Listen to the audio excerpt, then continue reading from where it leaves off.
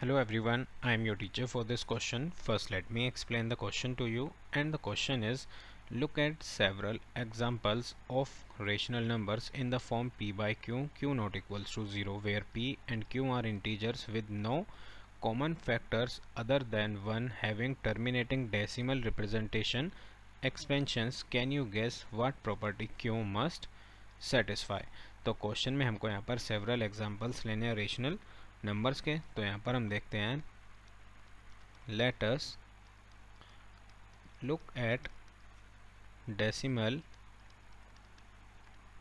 Expansion of the following terminating rational numbers। तो यहाँ पर हम कुछ एग्जांपल्स लेते हैं। तो फर्स्ट एग्जांपल लेते हैं 5/2। तो 5/2 की जो डेसिमल रिप्रेजेंटेशन होगी वो होगी 2.5, एंड यहाँ अगर हम देखें डिनोमिनेटर वो है इक्वल्स टू 2, और बोल सकते हैं equals to 2 to the power 1। Then इसी तरह सेकंड एग्जांपल लेते हैं 2/5।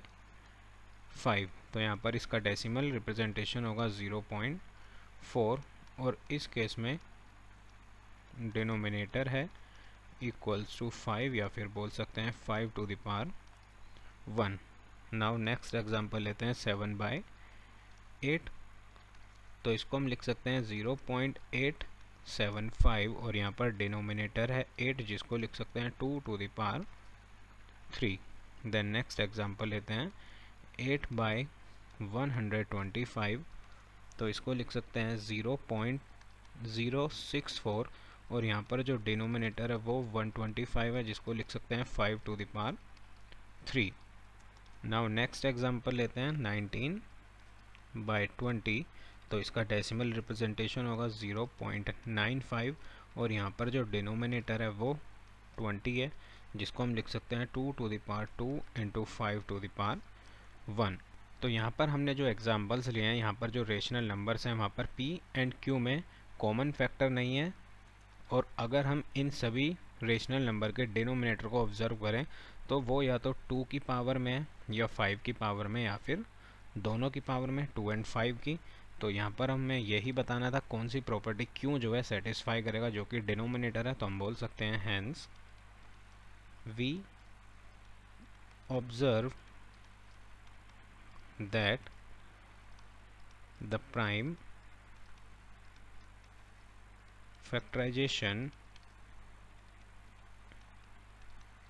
of q, that is denominator,